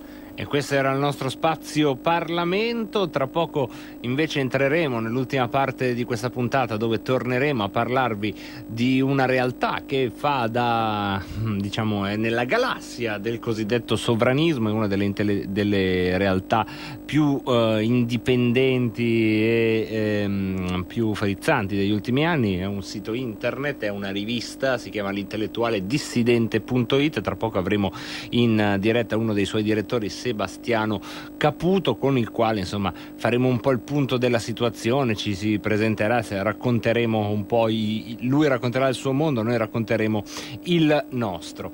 Cosa è successo intorno a noi oggi pomeriggio? Sono successe un po' di cose, ad esempio l'Agenzia del Farmaco fa dei controlli straordinari anticancro, Berlusconi è indagato anche per l'attentato a Maurizio Costanzo, anche qui il tempismo secondo alcuni è abbastanza sospetto di questa inchiesta verso Berlusconi, insomma stiamo parlando di fatti del 93, è anche vero che poi la giustizia è lenta, poi ovviamente al centro della giornata europea e non solo è la morte di Jacques Chirac a tenere banco, così come un terremoto a Istanbul ha fatto cadere un minareto, domani le scuole saranno chiuse. Fanno discutere anche le parole del Papa: io pontefice assediato, è importante pregare per me. Ovviamente, a corollario di tutto ciò, da questa mattina si discute molto della sentenza della Consulta che sostanzialmente ha certificato che non in tutti i casi, non è sempre punibile chi agevola un suicidio assistito. Era il caso di Marco Cappato e del famoso caso, a sua volta, di DJ Fabo. Queste le principali notizie del giorno. Tra poco entreremo invece nel merito di che cosa combinano quelli dell'intellettuale dissidente e di cosa abbiamo da dirci. Cosa aspetti? Sostieni la nostra radio. Abbonati andando sul sito radiopadania.org. Clicca abbonati e segui le istruzioni. Facile, no? Cari amici elettori, cornote! Ho fatto una pensata geniale. Stavo dicendo, costruiamo un futuro migliore per i nostri figli. Un futuro di pilu e prosperità. Io vi prometto pilu e prosperità. Se mi voterete ci sarà giardini di pilu, parchi di pilu, tutto di pilu. E viva Pilu! O Pilu! O Pilu! Lo prometteva sempre, ma non è successo niente. Renzi doveva andar via. Smetto di far politica. Io e te, maggioranza insieme a ridere. Io e te, scontrarci sui vaccini, escludere Salvini. Io e te, il reddito lo diamo, miliardo più o meno. Io e te, come nelle Camere. Vi ricordate quando Zingaretti diceva: Io, e lo dico davanti a tutti e lo dirò per sempre, io mi sono perfino stancato e lo trovo umiliante. Mi sono perfino stancato di dire che non intendo favorire nessuna alleanza o accordo con i 5 Stelle. Li ho sconfitti 2 volte e non governo con loro. Imparassero a sconfiggerli.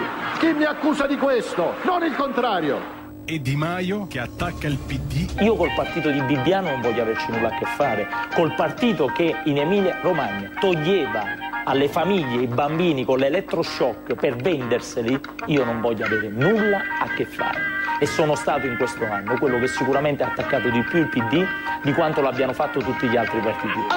Cornote!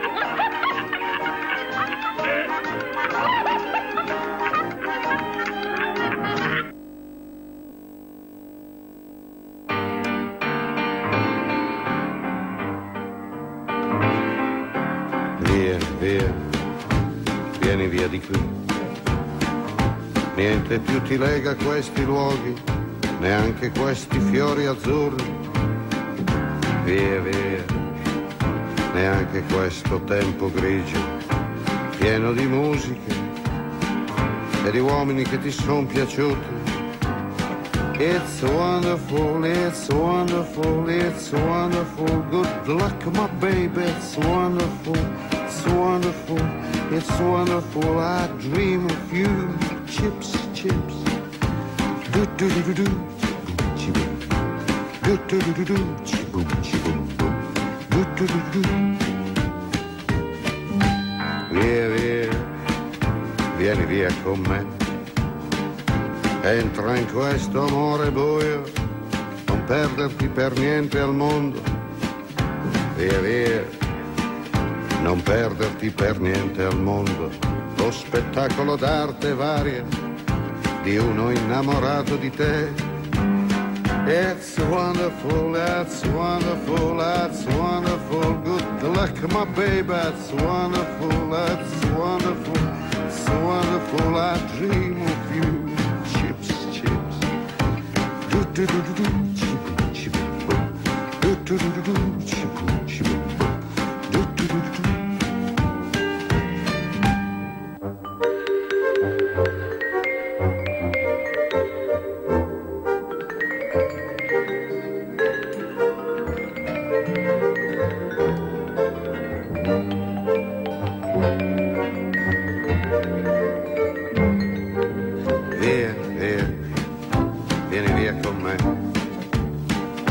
Entra in questo amore buio, pieno di uomini,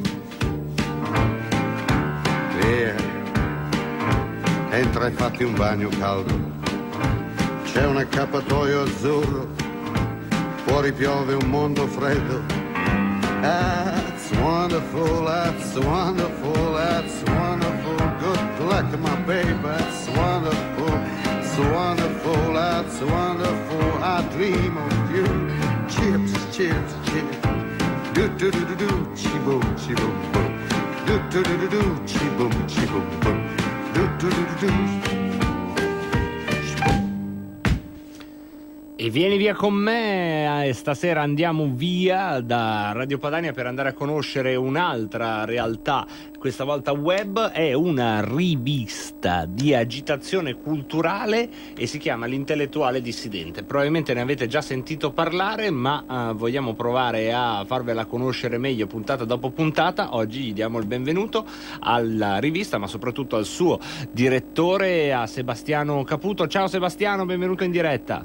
Ciao, buonasera Marco, buonasera a tutti i radioascoltatori. Allora Sebastiano, ci siamo già sentiti perché, come magari ricorderanno alcuni, ci aveva fatto anche un piccolo reportage dalla Siria, insomma è anche lui una voce che già conosciamo, ma non ci eravamo mai focalizzati su tutto quello che di cui ti occupi, Sebastiano. Partiamo dall'Intellettuale Dissidente, ma sappiamo anche che c'è una casa editrice, insomma se doveste fare una panoramica a chi ci sta ascoltando, quale stanza faresti vedere per prima, che cosa faresti guardare più in primo piano? Sì, guarda, noi siamo una realtà editoriale a 360 gradi con questa rivista, L'Intellettuale Dissidente, è sottolineato bene, rivista di agitazione culturale, che è proprio il sottotitolo della nostra piattaforma, che è una piattaforma disorganica, in contraddizione anche con se stessa, provocatoria, polemista, che è nata nel 2012, quindi un po' di anni fa, che si è sviluppata, che oggi conta più di 10.000 utenti unici al giorno, più di 100.000 mi piace su Facebook, 150 collaboratori. Facciamo analisi di politica interna, politica internazionale, economia, cultura, quindi un taglio culturale, letterario, sociologico, antropologico molto forte, però siccome sfruttiamo internet, ma consideriamo un internet non un fine ma un mezzo, cerchiamo veramente di calarci nella realtà, ovviamente siamo figli della nostra epoca, quindi figli della crisi dell'editoria, rimaniamo online per quanto riguarda l'informazione, ma cerchiamo di fare formazione attraverso la nostra casa editrice, Gog Edizioni, dove pubblichiamo tra i 18 e i 20 titoli l'anno, e organizziamo tutti gli anni a Pietrasanta un festival dell'editoria e del giornalismo di 3 giorni che quest'anno si svolgerà dal 18 al 20 ottobre, dove ci saranno case editrici, ci saranno incontri per 3 giorni, ora dopo ora, quindi sarà un momento di riflessione, di dibattito, di confronto molto aperto, con personaggi che provengono dal mondo della destra tradizionale, della sinistra tradizionale, e si cerca un po' di fare di creare un laboratorio di idee di politico, di formazione per raccontare un po' quella che è la nostra epoca, che è un'epoca che è contraddittoria a tutti gli effetti e che magari lo approfondiamo ora nei prossimi minuti, è in continuo cambiamento. Ecco, è difficile anche trovare le parole giuste ed è proprio per questo, insomma, quello che fate trova in questo una delle sue finalità, no? La sinistra nel bene e nel male, o comunque la sinistra, il mondo diciamo che sta intorno al PD ha le sue parole, ha le sue mappe, ha le sue isterie. Il mondo invece che si contrappone o che quantomeno sta emergendo in alternativa, al momento ha poche mappe, poche parole. Sì, si parla di sovranismo, ma anche lì è una parola che si sbriciola in mano, non so se hai la stessa impressione. Sì, esatto, che poi tra l'altro l'alternativa alla sinistra non è per forza alla destra, no? Può essere anche qualcos'altro, o può essere qualcosa che va anche al di là della stessa sinistra, per cui anche queste sono categorie che ormai da anni noi abbiamo anche superato e in qualche modo rifiutato, quelle di destra e di sinistra che consideriamo categorie novecentesche, che non riescono più a interpretare la politica, tant'è che ti faccio questo esempio: noi nel 2015-2016 fummo i primi sull'intellettuale dissidente ad anticipare la possibile alleanza tra la Lega e il Movimento 5 Stelle, analizzando il fenomeno del populismo come fenomeno politico-sociale che potesse fare da punto di congiunzione di questi due schieramenti politici. E poi dopo le elezioni del 4 marzo del 2018 abbiamo visto che poi di fatto è nata questa alleanza e fummo i primi a raccontarla, fummo i primi e tra l'altro questa previsione, tra virgolette, ci ha dato poi anche molta visibilità poi in questi 15 mesi di governo giallo-verde, che poi per motivi che non sappiamo è andata sgretolandosi, però la consideravamo un esperimento interessante, un laboratorio politico a tutti gli effetti, anche metapolitico, emergevano nuovi volti, nuovi pensatori in economia, in politica internazionale. Per cui era un fenomeno interessante che rompeva anche un po' gli schemi classici, no, della politica, per cui lo abbiamo ritenuto interessante e quello che verrà dopo adesso non sappiamo effettivamente, perché poi tra l'altro un editoriale che sto pubblicando da qui a pochi, appena chiudiamo il nostro bravo, dacci l'anticipazione. Sì, racconto praticamente come dopo la caduta, no, di questa alleanza giallo-verde, sia dal punto di vista nazionale italiano che dal punto di vista internazionale, il sistema è diventato quasi antisistema, cioè sono saltati tutti quanti gli schemi. Abbiamo per esempio un Donald Trump che ha abbassato i toni nei confronti della Turchia, della Cina, dell'Iran. Abbiamo un Papa Francesco che oggi parla di libertà delle nazioni, dei popoli. Abbiamo un Macron che invece improvvisamente vuole controllare i flussi migratori. Abbiamo una Germania che improvvisamente è contro l'austerity e vuole fare deficit. Pensiamo alle ultime dichiarazioni della Confindustria tedesca. Per cui abbiamo praticamente il sistema che ha inglobato le argomentazioni dei sovranisti e dei populisti, assimilandole e facendole sue, marginalizzando e anestetizzando tutto il fenomeno populista globale. Questo è un rischio per ciò che di nuovo emergeva col populismo, oppure secondo te è la certificazione di una vittoria? O entrambe le cose? Allora, da un punto di vista politico è una vittoria, perché quelle che erano le loro rivendicazioni hanno trovato una legittimità istituzionale e globale. Il problema è che queste rivendicazioni non sono loro a portarle avanti, ma sono praticamente quelli che erano i loro avversari. E questa è la grande magia, la grande potenza del sistema, no? Cioè la capacità di rigenerarsi e di riemergere da sottoterra, perché era un momento molto difficile per il vecchio establishment, quello degli ultimi 3 anni, no? Certo, culminato se vogliamo con le elezioni europee, che comunque hanno visto un accartocciarsi, una tenuta ma molto accartocciata del blocco tradizionale che governa l'Europa. Sì, e tra l'altro riflettevo anche l'altro giorno, io pure torno di recente dall'Ungheria, perché sto studiando anche tutto quello che è il fenomeno Orban e il modello Orban. Per esempio il 5 Stelle è stato molto criticato che ha votato per Ursula von der Leyen alla Commissione europea. Lo stesso Orban, che è un modello abbastanza antitetico alla visione del mondo del 5 Stelle, anche lui ha votato per la von der Leyen.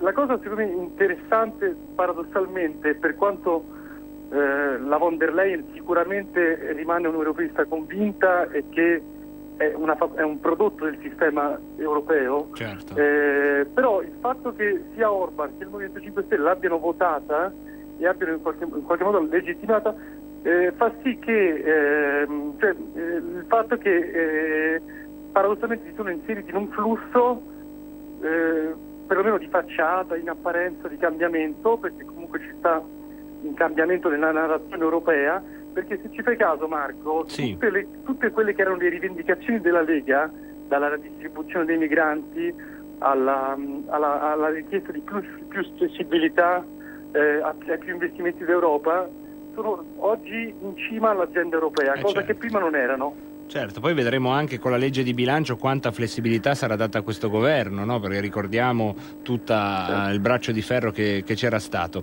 Insomma, questi sono scenari. Finora è stata retorica. Esatto, finora è stata retorica, vedremo la prova dei fatti. Però per darvi un'idea anche di una realtà, l'intellettuale dissidente che lo dice il nome stesso, è probabilmente tra le più indipendenti e, se mi permetti l'aggettivo, anarchiche della galassia sovranista, perché proprio non hanno velleità, insomma, di diventare soggetto politico, non sono organici a nessuno. Ecco, avevo letto però sulle vostre pagine che, diciamo, sulla caduta del governo ci sono state più critiche che sottolineature positive, cioè secondo voi bisognava continuare, secondo te bisognava continuare con l'esperienza giallo-verde? Sì, noi diciamo che l'approccio che abbiamo avuto sull'alleanza di governo Lega 5 Stelle era un approccio positivo, ma ovviamente critico, perché peraltro non abbiamo mai ricevuto nemmeno proposte dirette da componenti dei due schieramenti, però diciamo politicamente, quasi in termini di filosofia politica, fu estremamente interessante, come ho detto prima, rompeva e ribaltava tutti quanti gli schemi della politica tradizionale e a suo modo era l'unico laboratorio politico al mondo che era precursore di un fenomeno dove si univano un populismo di sinistra e un sovranismo di destra, cosa che non è accaduta da nessuna parte del mondo. È come se in Francia si alleassero Mélenchon e la Le Pen, sì, è come se in Inghilterra si alleassero le ali più conservatrici del Labour Party e quelle più diciamo socialiste del partito conservatore. Quindi era un fenomeno veramente interessante, ed è un peccato che sia finito, perché oggi si intravede una nuova polarizzazione della politica che è di nuovo destra a sinistra, cioè non ci sono più cortocircuiti, vie di mezzo, per cui si ritorna alla vecchia polarizzazione che secondo me non rappresenta nemmeno quello che è il sentimento popolare, che il popolo non è né di destra né di sinistra, è la borghesia che è di destra e di sinistra, diceva Bernano, e quindi il popolo ha bisogno di una rappresentanza che sia al di là della destra e della sinistra. Sì, è anche vero che ha stupito, dalla nostra prospettiva, che è quella di un movimento molto radicato, fortemente identitario e anche un po' una caserma per certi versi, ha stupito molto vedere il Movimento 5 Stelle abbracciare il Partito Democratico, non perché lo abbiano fatto, intendiamoci, ma con questa disinvoltura, cioè come se non ci fosse da fare un sacrificio e un compromesso di natura ideale altissimo. È la disinvoltura che ha stupito. È vero, da un lato se io mi metto nei panni di un spin doctor del Movimento 5 Stelle, il 5 Stelle nasce come movimento antisistema, come movimento che non fa alleanze con nessuno, però a un certo punto si scontrano anche con la realtà parlamentare e popolare, si rendono conto che non raggiungeranno mai il 51% dell'elettorato italiano, e se mi metto nei panni di uno spin doctor del Movimento 5 Stelle, piuttosto che inseguire un 51% che non raggiungerò mai, rimango in un 10, 15, 20% del percentuale stabile e divento un partito centrista che a suo modo ago della bilancia in una repubblica parlamentare come quella italiana, che può schierarsi sia da una parte che dall'altra, un po' come faceva il Partito Socialista Italiano. Sì. Durante la Prima Repubblica, cioè io mi metto nei panni loro, penso che il calcolo che loro abbiano fatto sia un po' questo, e con la stessa del resto ricordiamoci che il Movimento 5 Stelle dopo le elezioni di marzo 2018 avrebbe potuto fare l'alleanza col PD, invece decide di farlo con la Lega, e anche lì ci fu una sorta di disinvoltura, perché nessuno di noi se lo aspettava. E questo perché secondo te, più che nella sua rappresentanza politica, che secondo me hai ben inquadrato, ma nella base elettorale del Movimento 5 Stelle, questa disinvoltura c'è perché è una base liquida che non ha ancora una sua identità, per cui alcune cose sono tollerabili, altre auspicabili, altre intollerabili?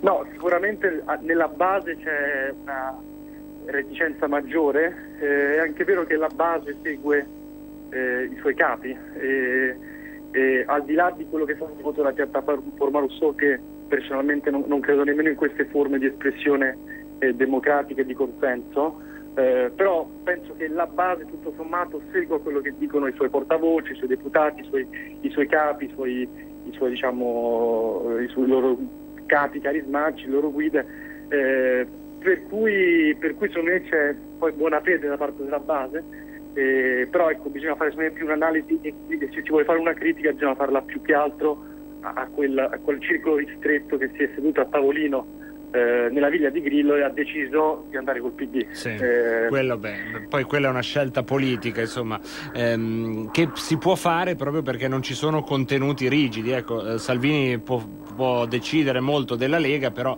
alcune cose non le potrebbe fare con questa disinvoltura. Magari le potrebbe fare in 1, 2, 3 anni, e le ha anche fatte, ma con questa disinvoltura è difficile da immaginare. Zingaretti è lo stesso, è questo che stupisce sempre dalla nostra prospettiva il Movimento 5 Stelle.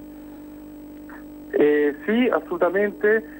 La Lega è forse l'unico partito paradossalmente ideologico e gramsciano, nel senso che ha una struttura radicata sul territorio in maniera orizzontale, verticale, per cui è un partito vecchio stampo, per quanto poi io non lo so perché lo osservo dall'esterno, però per quanto io vedo dall'esterno una strutturazione verticale e orizzontale, poi vedo anche allo stesso tempo molta disorganizzazione, nel senso che non si capisce qual è effettivamente l'organigramma della Lega. Sì, certo. È molto è molto tribale da questo punto di vista, insomma, è molto, io dico la sempre, sua forza e la sua debolezza, allo stesso tempo. È molto formata da volontari, è molto naif, è rimasta molto naif in queste cose, come la voce di chi vi sta parlando, peraltro.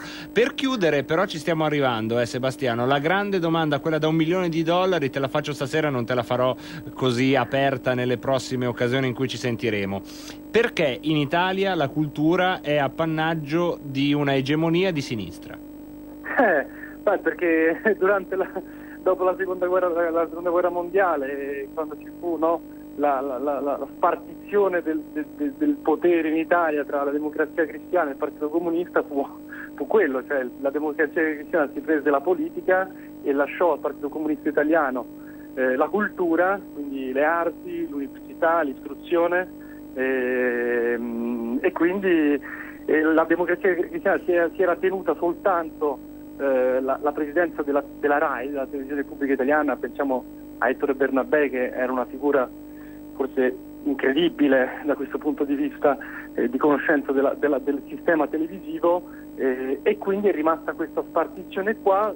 È cambiato il fatto che poi la politica è diventata di tutti dopo gli anni 90, mentre la cultura è rimasta in circoli molto ristretti e molto precisi, per cui se non sei di un determinato ambiente hai forse più difficoltà ad emergere. E questa purtroppo è la realtà dei fatti, e bisogna essere bravi a organizzarsi in questo senso e a cercare di creare una struttura, se non parallela, però perlomeno che possa inserirsi in questa dinamica. Ecco, questa è una buona radiografia, ma se ti sentissi di fare anche una critica al mondo culturale che sta intorno al populismo, al sovranismo, qual è il peggior difetto? Visto che è un mondo che tu conosci bene. Mancano secondo me le scuole di formazione, mancano i giornali, manca l'occupazione del potere, cioè manca l'occupazione di tutti quei campi culturali, il cinema, il teatro, l'arte, la fotografia, il giornalismo, l'editoria, cioè mancano veramente queste delle strutture che possono andare o a competere oppure a inserirsi all'interno di questi circuiti in maniera interessante. Sicuramente la formazione, le scuole di formazione è lì che secondo me si formano i quadri ed è lì che poi si riesce a espandere e a strutturare anche ideologicamente un fenomeno filosofico e sociale come il populismo. Non c'è anche il fatto che generalmente l'intellettuale, l'artista che esce dal canone di sinistra poi è comunque sempre un po' un cavallo pazzo rispetto a quelli, diciamo, più ortodossi? Sì, noi abbiamo... A me viene in mente Buttafuoco che si converte all'Islam, no? Con tutte le sue buone ragioni, eccetera, però è anche matrice di una insofferenza a qualsiasi intruppamento. Sì, senza giudicare la scelta individuale di Buttafuoco, che è più che nobile dal mio punto di vista. Ma sì, certo, però... lo faccio come esempio, no? Per dire un cavallo pazzo per eccellenza.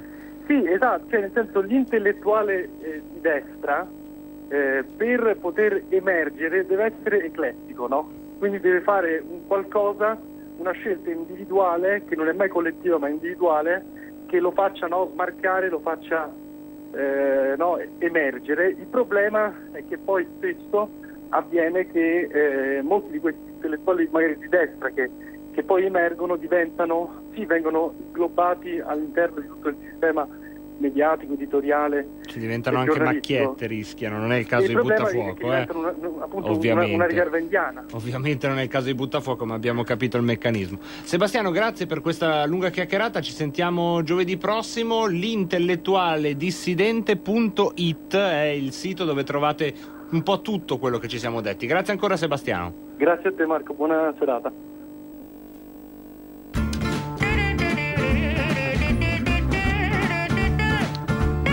E andiamo a chiudere allora la nostra puntata di oggi.